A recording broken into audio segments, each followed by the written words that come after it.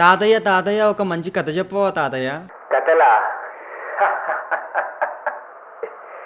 ఎలాంటి కథలు కావాలి నీకు?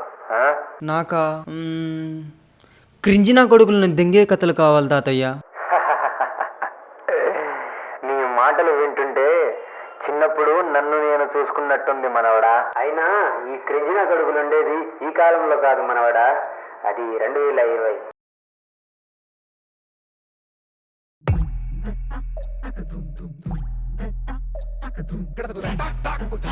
Well hello guys, welcome back to our channel Bobby గాడు రోస్ట్. ఈ రోజు మనం ఎవరిని రోస్ట్ చేయబోతున్నామంటే చిచ్చి బంజారా వీడియో సాంగ్స్. దాంట్లో కూడా స్పెషల్ గా లవ్ ఫెయిల్యూర్ సాంగ్స్ మాత్రమే. వీడియో సాంగ్స్ అంటే అన్ని కలిపి కాదు. మరి ఈ వీడియో చూసాక మీరు అసలు బాధపడాల్సిన అవసరమే లేదు, ఎందుకంటే ఈ వీడియో నేను జస్ట్ ఫన్ కోసం మాత్రమే చేస్తున్నాను. కొందరైతే నా ఇంటి మీదకి దాడి కూడా చేశారు, ఫ్యాన్ వార్లు చేశారు, అయినా నేను తట్టుకున్నా మిమ్మల్ని నవ్వించడానికి మాత్రమే. నేను ఇన్ని చెప్పాక కూడా ఆదులు మొలిచిన రోషగాన్ అంటే ఆదులేని దగ్గర జీతగాడిగా పనిచేయండి, నాకైతే సంబంధం లేదు. మంచి సామెతని ఊరుకోవాలి కానీ ఆరాలు తీయకూడదు. ఈ క్రింజ్ కేటగిరీలో క్రింజ్ అని తెలిసినా కూడా క్రింజ్ చేసే వాళ్ళు వీళ్ళే.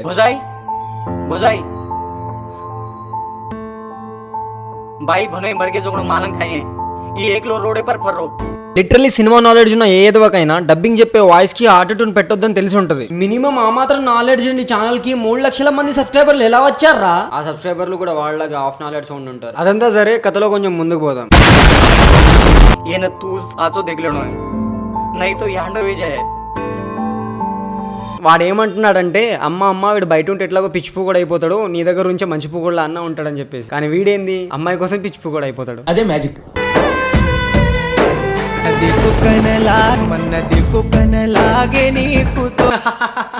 లిటరల్లీ డైరెక్టర్ గారి గుద్దెలో మైకి పెట్టినా తప్పలేదు.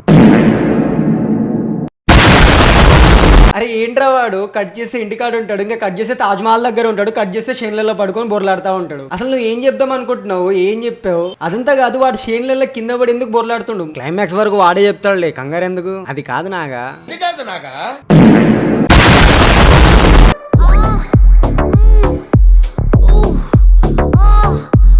ఇంకెన్నాళ్ళరా ఇట్టాగా ఈ ఫ్యాంటసీ ఏంట్రా మీకు? నాకు అర్థం కాదు. ప్రతి సాంగ్ లో అదే రొమాన్స్ పెట్టుకోవడం, గుట్టెలైనా వేసుకోవడం, ఇంట్లో అయినా వేసుకోవడం మాత్రం పక్కా ఉంటుంది. ఎందుకు? దీని బదులు ఆ మంచాల మల్లీశ్వరిని కట్టుకున్నా ఈ పాటికి 2-3 పిల్లల తండ్రి అయి ఉండే.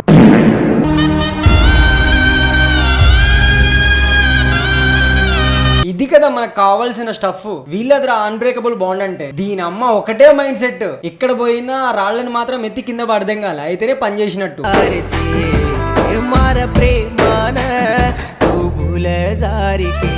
పాపం మనోడు అమ్మాయి కళ్ళేదని చెప్పేసి ఆ అమ్మాయి కళ్ళు తీసి ఇచ్చేసాడు, అంతే కదా, ఇంకేం లేదు. కానీ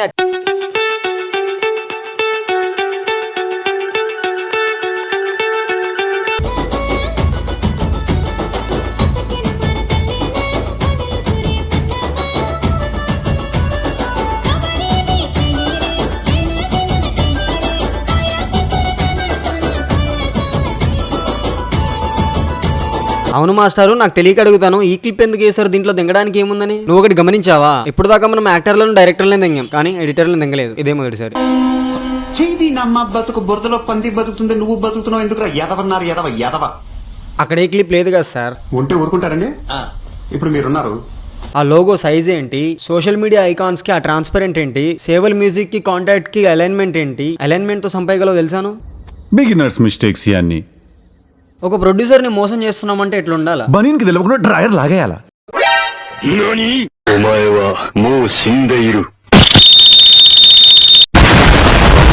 సరే, ఇప్పుడు లాజిక్ కి మ్యాజిక్ కి మధ్యలో గుద్ద తెంగించుకునే వాళ్ళ గురించి మాట్లాడుకుందాం.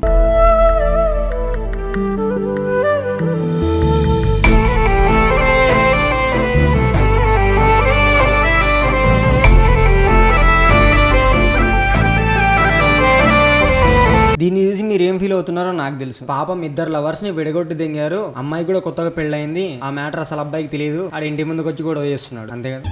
కరెక్ట్, ఇది కరెక్ట్ గా చెప్పారు.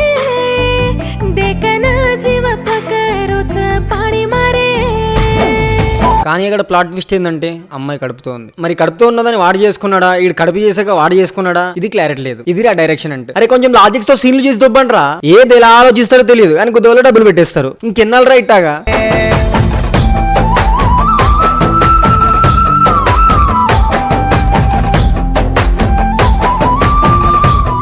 రామచంద్ర ప్రభు అంతెర్రిపుకులేంట్రా మీరు. అసలు స్టోరీ ఏముందిరా అక్కడ? ఆ లిరిక్స్ కి ఆ సీన్స్ కి ఏ మాత్రం సంబంధం లేదు. అక్కడ హీరో ఎవడో విలన్ ఎవడో తెలియదు. ఆడు దీంతో ఎందుకు తిరుగుతాడో తెలియదు. ఆడు బయటకు వచ్చి ఎందుకు ఏడుస్తాడో తెలియదు. ఆడు ఇంకో దాంతో ఎందుకు తిరుగుతాడో తెలియదు. దీన్ని కడిపేవాడు చేశాడో తెలియదు. ఈడు ఇంటి బయటకు వచ్చి ఎందుకు తిరుగుతాడో తెలియదు. ఈడు ఇంటి బయటకు వచ్చాక వాడు ఎందుకు ఇండి కొట్టాడో తెలియదు. ఇది లాస్ట్ కి ఎందుకు చచ్చిపోయిందో తెలియదు. మళ్ళీ ఇంతమంది ఉన్నా గానీ వీడు ఒక్కడే వర్షంలో ఎత్తుకొని పోతాడు. అదేంతో నాకు అర్థం కాలేదు. రియాలిటీ ఏంటంటే వీళ్ళ అమ్మాయిల మీద పెట్టే శ్రద్ధ స్క్రిప్ట్ మీద పెట్టరు, డైరెక్షన్ మీద కూడా. ఒక్కటి లాజిక్ గా ఆలోచించరు. కానీ సాంగ్స్ మాత్రం హిట్ అవుతాయి. లక్షల్లో వ్యూస్ ఉంటాయి. లక్షలు కాదండి, కోట్లలో ఉంటాయి. అదేంటో నాకు అర్థం కాదు. పోనీ వీడిని తిడుతున్నాడు కదా, ఇన్ని మిస్టేక్స్ చెప్తున్నాడు కదా, ఇవి చూసాక నా మారుద్దామంటే నో నెవర్, కుక్కతో ఒక వంకర. ఫైనల్ గా నేను బంజారా సాంగ్స్ మీద ఇప్పటికే 4 పార్ట్స్ చేశాను. మాక్సిమం అన్ని సాంగ్స్ అలాగే ఉంటాయి, ఏవి మారవు. చేసే కొద్ది ఇంకా క్రింజ్ చేస్తారు తప్ప దాని డెవలప్మెంట్ అనేది ఉండదు. సో ఈ వీడియో ఇక్కడ నుంచి ఆపేద్దాం అనుకుంటున్నాను. నేను ఇన్ని చెప్పింది మీకోసం మాత్రమే, మారకపోతే మీ ఇష్టం. మీరు ఇంకా పార్ట్ 1, పార్ట్ 2, పార్ట్ 3 చూడకుంటే మన ఛానల్లో పార్ట్ 1, పార్ట్ 2, పార్ట్ 3 3 వీడియోలు ఉంటాయి. ఒకసారి చూసేయండి. ఇంకో పార్ట్ కావాలంటే కింద కామెంట్ చేయండి.